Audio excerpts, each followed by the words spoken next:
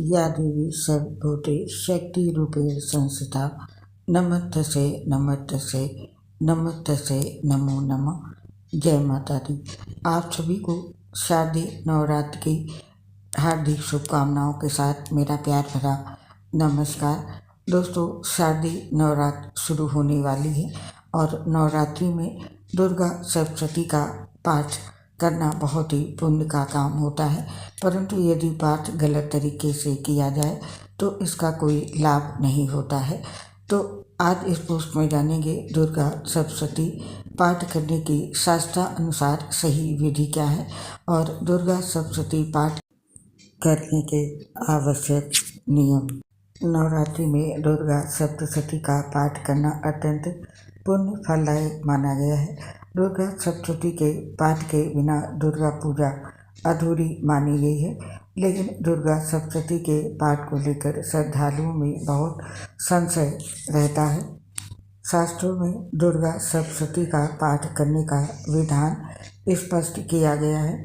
यदि एक दिन में पूर्ण शास्त्रोक्त विधि में दुर्गा सप्तशती का पाठ संपन्न करने की सामर्थ्य न हो तो निम्नानुसार क्रम व विधि से भी दुर्गा सप्तशती का पाठ करना श्रेयकर रहता है। आइए जानते हैं दुर्गा सप्तशती के पाठ की सही विधि क्या है।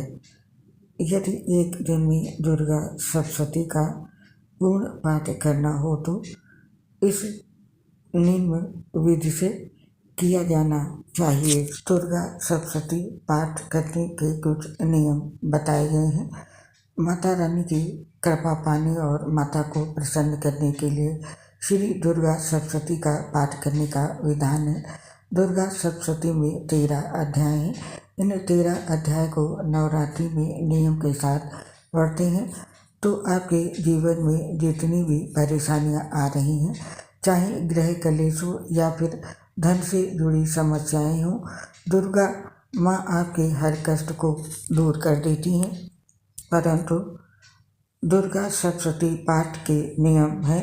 उन नियमों के अनुसार यदि सही विधि विधान से हम दुर्गा सप्तशती का पाठ करते हैं तभी दुर्गा सप्तशती के पाठ का पूर्ण फल प्राप्त होता है। दुर्गा सप्तशती पाठ की सही विधि शास्त्रों में बताई गई है, वही विधि आपके साथ शेयर कर रहे हैं। इसके लिए सबसे पहले प्रोक्षण किया जाता है, अपने ऊपर नर्मदा जल का सिंचन करना, उसके पश्चात आचमन और फिर तीसरे नंबर पर संकल्प, चौथे पर उत्कीलन है और 5वें नंबर पर आता है शाक्तोद्धार और 6ठे नंबर पर है कवच और 7वें पर अर्गला स्तोत्र और 8वें नंबर पर है कीलक, 9वां नंबर पर है सप्तशती के 13 अध्यायों का पाठ। इसे विशेष विधि से भी किया जा सकता है और 10वें नंबर पर मूर्ति रहस्य और 11 पर है सिद्धि कुंजिका स्तोत्र और 12वां नंबर पर क्षमा प्रार्थना। तो ये थी दुर्गा सप्तशती पाठ की सही विधि शास्त्रों के अनुसार। और अब जानते हैं दुर्गा सप्तशती के पाठ करते समय हमें किन बातों का ध्यान रखना है। दुर्गा सप्तशती पाठ के नियम क्या हैं। सबसे पहला नियम है, किसी भी शुभ कार्य की शुरुआत गणेश भगवान के पूजन के साथ होती है, इसीलिए दुर्गा सप्तशती का पाठ करने से पहले ध्यान रखें कि गणेश पूजन करें। और यदि कलश स्थापना की गई है तो कलश पूजन, नवग्रह पूजन और ज्योति पूजन के बाद सप्तशती पाठ शुरू करें। और इसका अगला नियम है, दुर्गा सप्तशती का पाठ करने से पहले श्री दुर्गा सप्तशती की पुस्तक को साफ स्थान पर लाल कपड़ा बिछाकर रखें। इस दौरान ध्यान रहे कि जिस स्थान पर पुस्तक रखी गई है उसे शुद्ध कर लें। इसके बाद कुमकुम, चावल और पुष्प से पूजन करें। इसके बाद अपने माथे पर रोली लगाकर पूर्वाभिमुख होकर तत्व शुद्धि के लिए 4 बार आचमन करें। और अगला नियम, दुर्गा सप्तशती का हर मंत्र ब्रह्मा, वशिष्ठ और विश्वामित्र जी द्वारा स्थापित किया गया है। इसीलिए श्री दुर्गा सप्तशती के पाठ में कवच, अर्गला और कीलक स्त्रोत के पाठ से पहले शापोद्धार करना जरूरी है। शापोद्धार के बिना इसका सही प्रतिफल प्राप्त नहीं होता है।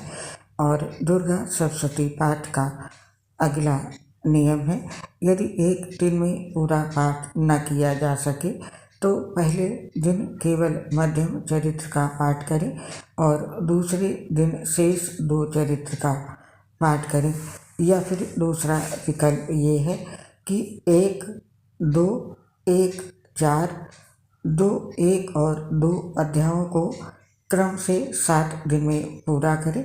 और श्री दुर्गा सप्तशती पाठ का अगला नियम है, वाक्य शुद्धि और व्रत पर विजय पाने के लिए श्री दुर्गा सप्तशती में श्री देवव्रत शीर्षम स्त्रोत का नित्य पाठ करना चाहिए। लेकिन ध्यान रखें कि इसे पूरे विधान के साथ किया जाना आवश्यक है। और अगला नियम है, श्री दुर्गा सप्तशती के पाठ से पहले और बाद में नर्वाण मंत्र श्री ऐं ह्रीं क्लीं चामुंडाय विजय का पाठ करना अनिवार्य है।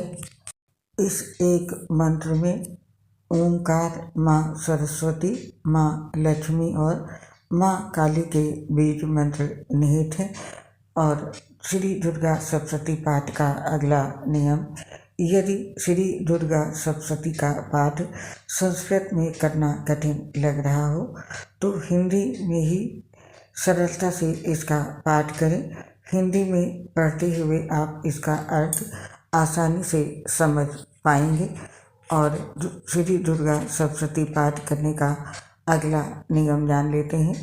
श्री दुर्गा सप्तशती का पाठ करने के दौरान ध्यान रखें कि उच्चारण स्पष्ट होना चाहिए।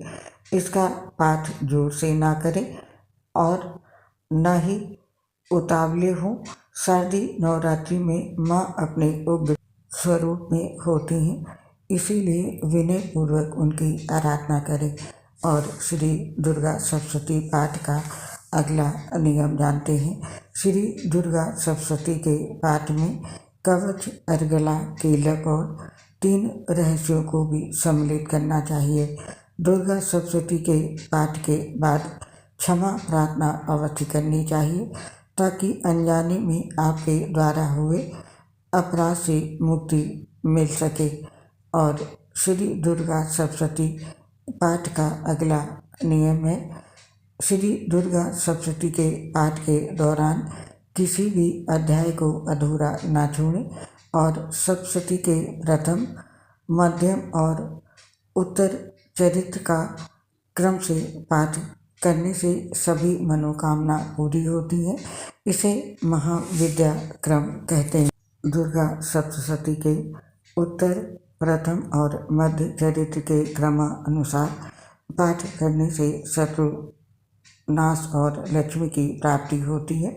इसे महालक्ष्मी क्रम कहते हैं।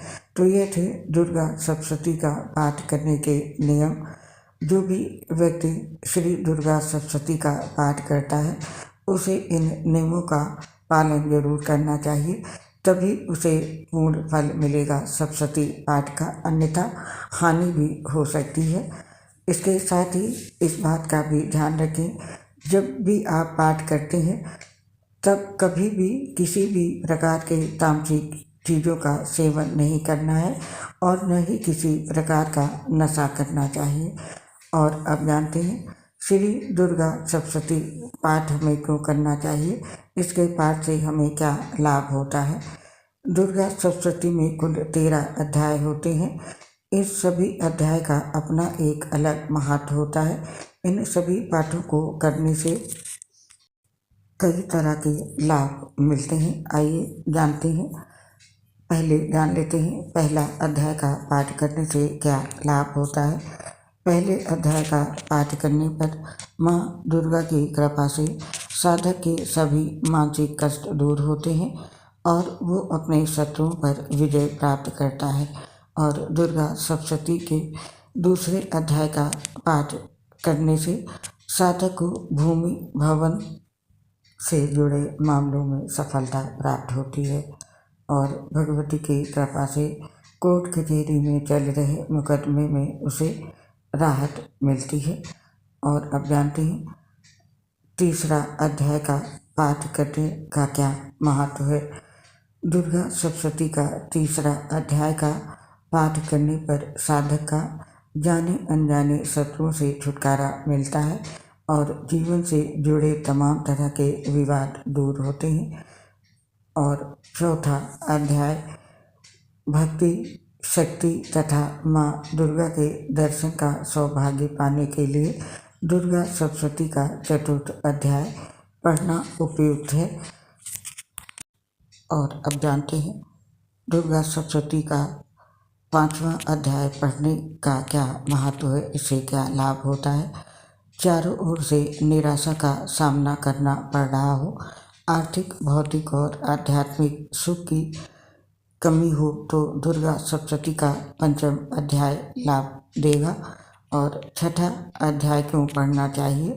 अगर मन हमेशा परेशान रहता है और आपके काम में अक्सर कोई न कोई अड़ंगा आ जाता है तो ऐसी समस्याओं से मुक्ति पाने के लिए साधक को दुर्गा सप्तशती के 6वें अध्याय का पाठ करना चाहिए।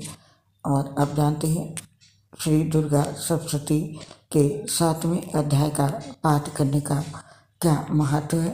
7वें अध्याय का पाठ करने से सभी मनोकामना पूरी होती हैं।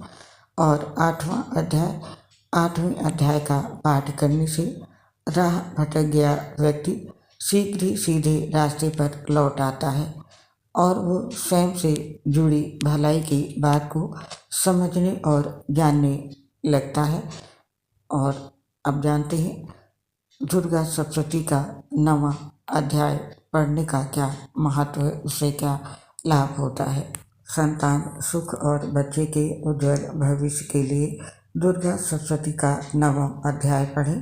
और 10वें अध्याय का पाठ करने पर 9वें अध्याय के समान ही फल प्राप्त होता है। और 11वां अध्याय का पाठ कब करना चाहिए।